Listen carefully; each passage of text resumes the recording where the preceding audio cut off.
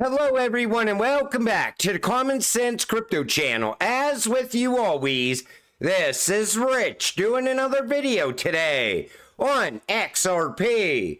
So I hope you're all having a wonderful day today wherever you are in this great world. We're gonna talk about XRP. And once again, this is the 1-day chart. We're sitting here just above 58.5 cents. XRP turned green today after all. And I keep seeing people saying the bottom is now in on crypto. Expect only upward movement from here. I'm still waiting to see what happens with the Fed. How much money do you need to retire this cycle? I keep seeing people saying this is going to be their last cycle in crypto. They're retiring after this run. And people keep asking me, how much XRP should I be holding? How much crypto should I be holding? You know, everybody's situation is different. Some people require more money to retire than others.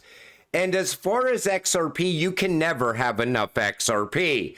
You just keep stacking it while the price is very undervalued. Every little bit you buy is one step closer to financial freedom. And I'm also going to say this. Take whatever you're holding, times it by $20, and that's what you can expect in this next run. At least that much. Because most people are saying that we're going to go above $50. Other people are still saying 3 digits plus. I'm going to be conservative. Take whatever you hold, times it by $20, expect at least that much off of your XRP. But until we get to alt season, I would not stop stacking it. Because this way, you're only going to make money from here. We already know alt season is coming. If you can't beat them, join them. Moment coming for XRP. So Jake Claver, a business leader and financial strategist, recently made a bold prediction about the future of XRP and the broader crypto market. He asserted that the moment for embracing the prevailing trends in cryptocurrency, especially with XRP, is approaching rapidly. According to Claver, a significant turning point where the phrase, if you can't beat them, join them, becomes a reality, is imminent in the cryptocurrency space, especially for XRP. But then it goes on to talk about crypto adoption. While Claver did not provide specific details, his statement suggests a major shift in how traditional financial institutions adopt cryptocurrencies rather than compete with them. Now, when it comes to XRP, most of the big financial institutions out there, the big banks, they look at XRP and RippleNet as a major disruptor, and they want to integrate that technology into their system before anyone else. This way, they will get the upper hand on the competition. And we already know there's not going to be an alternative for XRP. But you could look at this in another way. If you can't beat them, join them. What we are going to witness inside the crypto space is all the XRP haters buying XRP. They all know what this cryptocurrency is capable of, and they will have that fear of missing out. They're gonna have to have some XRP. A lot of them will be buying above $1 because when XRP goes, it goes so fast and you don't even get a chance to buy in. And all of a sudden, you're buying halfway up a massive green candle. And we are very close to that happening. This comes from Smoke. Add the Interledger Protocol Summit to this list as well. All going down in October 2024. So we have the Interledger Summit, Swift CBOS, Ripple Swell, and the Brick Summit, all happening next month. And I expect very big things to come from this. I think it's going to be very, very bullish. XRP directly helps with Basel III. capital requirements by addressing liquidity challenges faced by the banks. Ripple, through the use of XRP as a bridge asset, allows banks to reduce or eliminate the need for these dormant Nostro accounts by streamlining liquidity and reducing the requirement to hold large reserves. Banks can better meet Basel III's liquidity coverage ratio without tying up unnecessary capital. In simple terms, XRP simplifies the cross-border payments process, reducing the burden of regulatory capital that banks need to hold under Basel III while improving liquidity efficiency. Right there is why JP Morgan partnered with Neum. They want to utilize the RippleNet technology and the on-demand liquidity of XRP because Neum is a RippleNet partner. They also leverage RippleNet and XRP. But Basel III also has requirements for crypto. You see it right here. Group 1 crypto assets, tokenized assets, and those with stabilization mechanisms. Group 2 crypto assets, fail classification conditions, posing higher risk. Now, Group 1 will be XRP, XDC, XLM. Group 2 will be Bitcoin and ETH. And Basel III is going to point out so many problems with the banks, but it's also going to show you all the problems with certain cryptocurrencies as well. Then they go on and talk about stablecoin requirements. Must pass redemption risk test and be regulated for Group 1 eligibility. I think Basel III is also going to be a heavy weight on Tether as well. I'm telling you, as we start seeing all these requirements, all these regulations, everything's going to change in this space. A handful of cryptocurrencies are really going to excel, while what we know as the biggest cryptocurrencies today, they're going to start to break down and fall apart. It's going to all start with the fall of Tether. Breaking, JP Morgan expands its corporate banking presence in Switzerland, leveraging blockchain technology to attract new clients and drive growth. Like I said, JP Morgan doesn't want to be left behind. They say, we're ambitious and want to gain market share, said Lutz Karl, who leads JP Morgan's corporate banking business for major clients across Germany, Switzerland, and Austria, in an interview with Reuters. JP Morgan just does not want to be left behind by their competition. That's why they're going to be the first movers on this. They want to be the most relevant bank out there.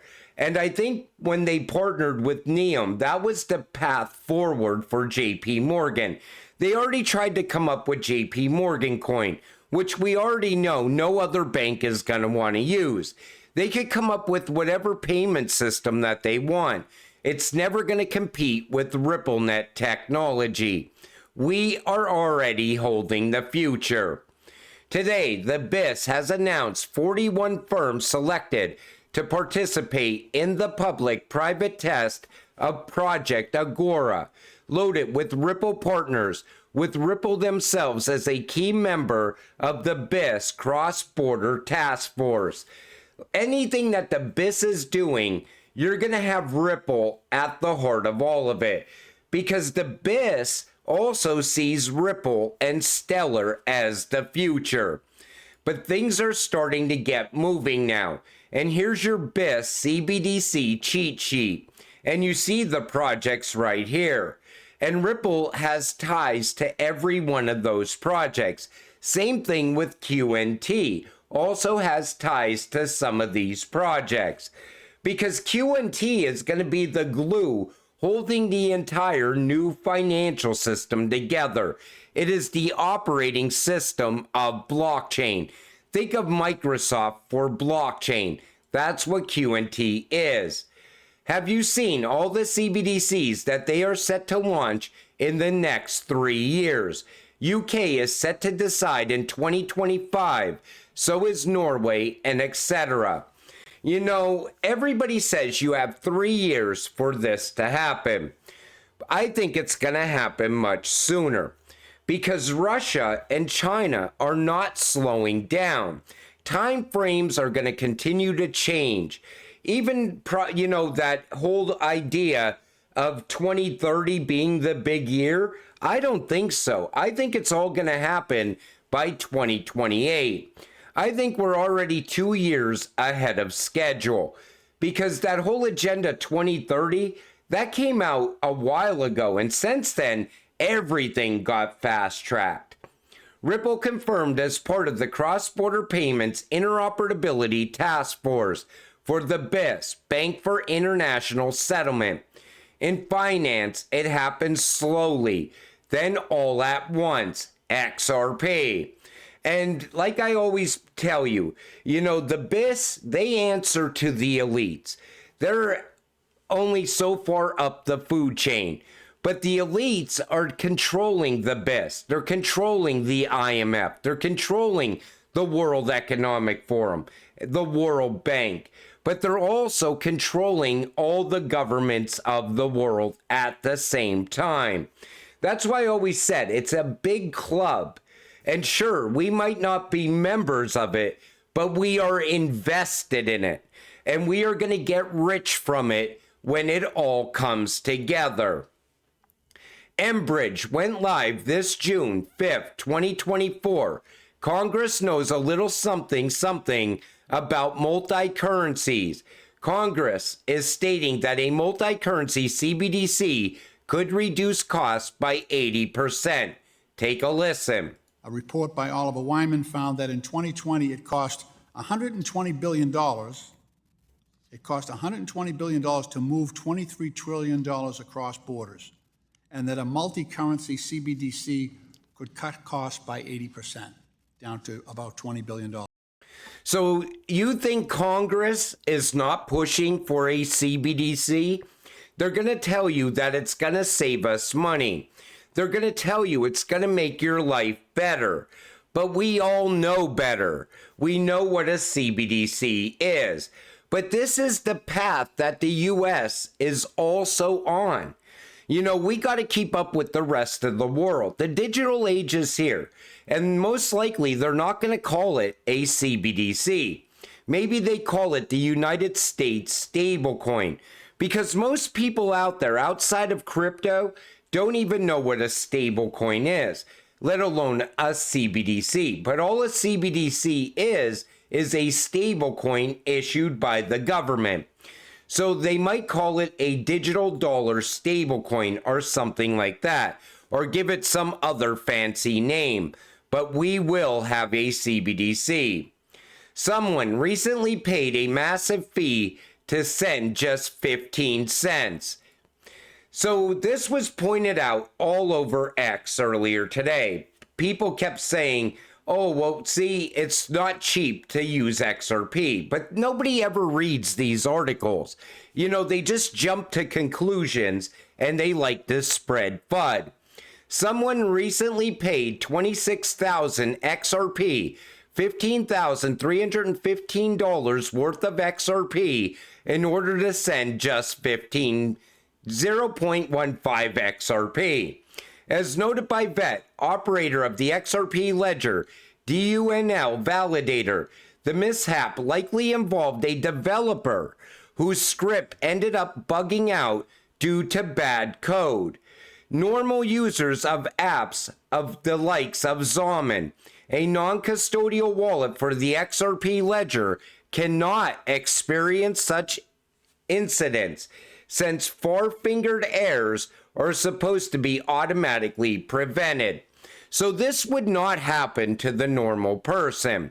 But right away, people jump to conclusions.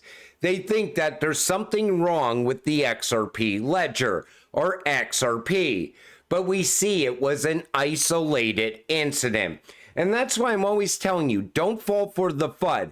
always read and do research before you jump to conclusions. You know, a lot of times I see big announcements and I don't rush to make a video because a lot of the time those announcements are speculation, are made up.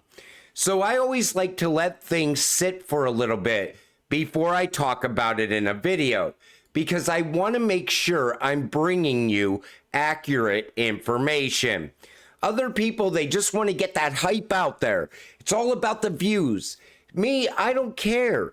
I want to bring you legitimate information.